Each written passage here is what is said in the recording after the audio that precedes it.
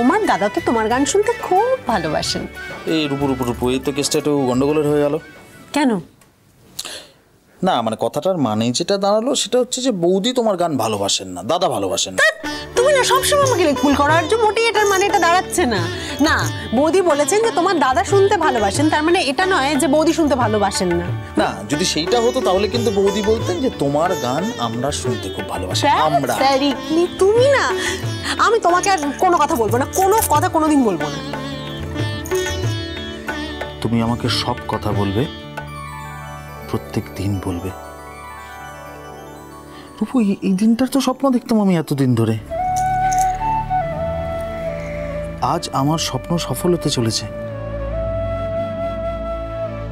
আমি আমার মনের চোখে আমি স্পষ্ট দেখতে পাচ্ছি রূপু, স্পষ্ট দেখতে পাচ্ছি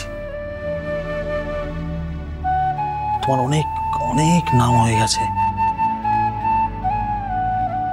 তোমার অনেক অনেক প্রোগ্রাম, অনেক খ্যাতি, যশ। তুই ভাবতে পারছো না রূপু, সেদিনটা আমার জন্য কি অহংকারের হবে, কত গর্বের হবে সেদিনটা। আমি দেখতে পাচ্ছি রূপু। জানো আর্য, আমি না এত কিছু আশা কখনো করি না। তবে অনিমেষ দা আজকেও বলছিলেন জানো যে ওই শিলিগুড়ির দিকে 4-5টা শো আছে, মানে আমি করব কিনা সেটা জানতে চাইছিলেন। তুমি কি বললে?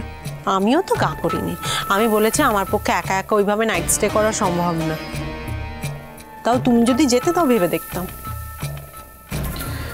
হ্যাঁ মানে আমি এতদিন অফিস থেকে ছুটি নেব কি করে বলো? কদিনের প্রোগ্রাম? ওই তো বলছিল জানো ওই বেলটা, মানে ওই অঞ্চলেই তো সবটা ওই 4-5 দিনের মতো বলছিল। মানে আমি যদি করি, অনুষ্ঠানটা করবো বলি তবেই অনিমেষ দা কথা বলবেন, না হলে না। আমার একটা কথা বলো তো, উনি তো কোনো অর্গানাইজার নন, আর এই যে প্রোগ্রামগুলো উনি ধরেন তার থেকে তো ওনার কোনো কাটমানিও থাকে না। ছি ছি আর্য, কি কথা বলছো তুমি এসব? ওরা কত বড় লোক, কি বড় বাড়ি ওদের। আজকে তো ওদের বাড়িতে রিহার্সাল হয়েছিল। আর তাছাড়া অনিমেষ দা তো একজন বড় ইঞ্জিনিয়ার, বড় চাকরি করে। এইসব পয়সায় অনিমেষ দার নিশ্চয়ই কোনো ইন্টারেস্ট থাকবে না, দরকার নেই অনিমেষ দার এসব পয়সা, ওদের অনেক পয়সা। আর যে আমাদের মুভিটা হলো না, সেই মুভিটাতে তো অনিমেষ দার নিজেরও ফান্ড আছে, জানো তুমি? ভদ্রলোক বিয়ে করেননি কেন? আর্য, সেটা ওনার একটা ব্যক্তিগত ব্যাপার, সেটা আমি কি করে জানবো? আমি অনিমেষ দাকে জিজ্ঞেস করবো, আচ্ছা অনিমেষ দা আপনি কেন বিয়ে করেননি? তবে কি জানো তো আর্য, ওদের বাড়ির লোকজন খুব ভালো, খুব কর্ডিয়াল, কি খাতির করছিল আমার সঙ্গে, আমাকে সবাই খুব ভালোবাসছিল জানো। শোনো, কালকে সকাল সকাল বেরোতে হবে, চলো শুয়ে পড়ি, রাত হয়েছে, নাহলে সকালবেলা ঘুম থেকে উঠতে পারবো না। হ্যাঁ দাঁড়ো দাঁড়ো, দেখো বিছানাটার কি অবস্থা, না আমি একটুখানি ঠিক করে দিই। তানপুরা টোড়াগুলো সব সরাতে হবে, যা। এই কি গো, মুখটা গম্ভীর হয়ে গেল কেন? কি হয়েছে? কোথায়? কিছু হয়নি তো, কি আবার হবে?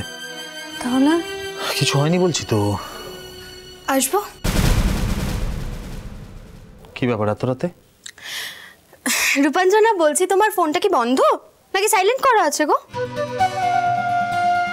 না অবশ্য উনি তো বললেন না যে ফোনটা বন্ধ আছে। ফোনটা সাইলেন্ট করা আছে কেন? ও তা এবার একটু ফোনটা দেখো না, তোমাকে তো সেই কখন থেকে ফোন করে যাচ্ছেন অনিমেষ বাবু। রাত্রি 11:15 বাজে, এত রাত্রে অনিমেষ তোমায় ফোন করছেন কেন? জানি না, আর কোনো দরকার আছে হয়তো, আমি সত্যিই জানি না। না তুমি তো একজন সংসারী মানুষ, বিবাহিতাও বটে, তো এরকম একজন বিবাহিতা মানুষকে রাত্রি 12টার সময় অনাত্মীয় একজন পুরুষ কি এমন দরকার পড়তে পারে যে ফোন করে? হ্যাঁ, উনি বাধ্য হয়ে ল্যান্ডলাইনে ফোন করেছেন। ফোনটা না হোল্ডে আছে, আমি বলেছি যে আমি ডেকে দিচ্ছি, তুমি প্লিজ গিয়ে একটু ফোনটা ধরো। তুমি গিয়ে বলে দাও যে আজকে আমি আর কথা বলবো না।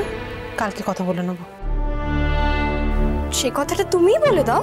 ফোনটা তো আমি ধরিনি মিষ্টি, ফোনটা তুমি ধরেছো। আর তুমি যখন দায়িত্ব নিয়ে আমাকে ডাকতে এসছো তখন বাকি দায়িত্বটা তুমিই করে দাও।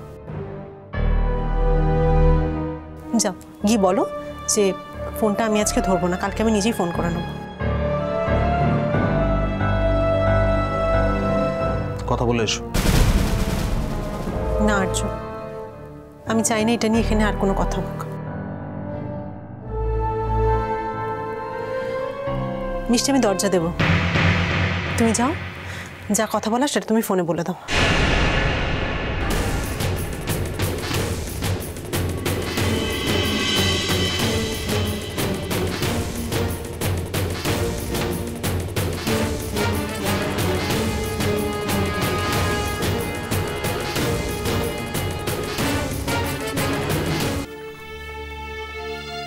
দাদা চা।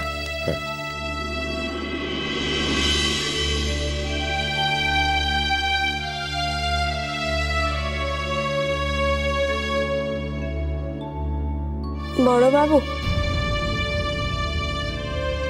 মুই একটা কথা বলতে এসেছি।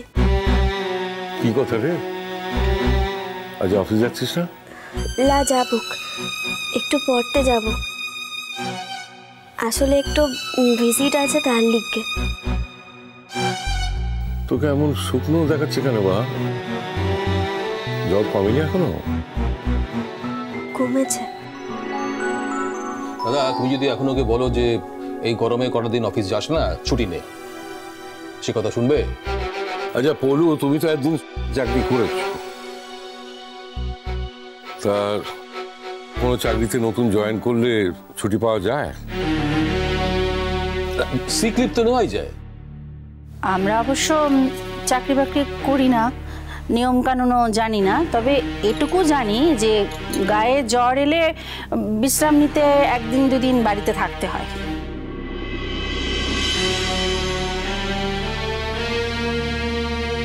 মোর গাটোতে এখন জ্বরটা লাই রে, মুই এখন ভালোটা আনছি। তুই যে এতগুলো কথা বলছিস মেজো, তো ও কি একবারও এসে আমাদের বলেছে যে ওর জ্বর হয়েছে? আমরা তো শুনেছি অর্চির কাছ থেকে, অথচ দেখ এক বাড়িতেই তো থাকি, তো জ্বর হয়েছে সেই খবরটা দেওয়াটা কি বেশি, মানে আমরা যদি আশা করি যে খবরটা দেবে সেটা কি বেশি আশা করা? কি জানি বাবা, আমাদের বাড়িতে তো কোনোদিন এরকম আমরা দেখতে অভ্যস্ত নই। সকল কিছুই তো পরিস্থিতির ওপর নির্ভর করে। আগুতে তো সামান্য কিছু হলে মু না বলে থাকতে পারতাম না। তা পরিস্থিতিটা কি এমন বদলালো আমরা তো সেটাই বুঝে উঠতে পারিনি। থাকলাম মেজবাবু, মু এখন এই সকল কথাটা বলতে তো চাইলাম। না না, থাকবে কেন? কথা যখন একবার উঠেছে তখন তো সব ব্যাপারটা পরিষ্কার হয়ে যাওয়াই ভালো, তাই না? দেখো, ও অর্চির সম্বন্ধে খারাপ কথা বলেছিল, সেই জন্যই আমরা রাগারাগি করেছিলাম। তা এখন তো দেখছি অর্চির সঙ্গে ওর আর কোনো রাগারাগি নেই, সব কিছু মিটেই গেছে, তাহলে আমরা কেন মাঝখান থেকে খারাপ হতে যাই? দেখ একটা কথা বলি, তোরা নিজেরা যদি ভালো থাকিস তাহলে তো আমাদের দরকার নেই তোদের কোনো ব্যাপারে ঢোকার। এত বছর হয়ে গেল আমরা তো আমাদের এবাড়ির কোনো ছেলে বউয়ের ব্যাপারে ঢুকিনি, কখনোই ঢুকিনি, তাই না? ও দিদিভাই, আমি বেরোলাম। হ্যাঁ ও মাসি কি রে, কিছু খেয়ে যাবি না? না না, খেয়েছি, ওই চিড়ে আর দই খেয়ে নিয়েছি, যা গরম এর থেকে বেশি আর কিছু খেতে পারছি না। আচ্ছা শোনো না, আমার আজকে একটু ফিরতে দেরি হবে, স্কুলে ওই পেরেন্টস টিচার মিটিং আছে, একটু দেরি হবে। হ্যাঁ দেখো বাহা, এই যে দোয়েল, এই মেয়েটির বিয়ে হয়েছে কিন্তু 12 বছর। 12 কি গো, 13 পড়েছে। আচ্ছা ঠিক আছে, 13ই হলো। ও কিন্তু এখনো যাওয়ার সময় বলে যায়, মিষ্টি কুটুম মিষ্টি কুটুম মিষ্টি কুটুম।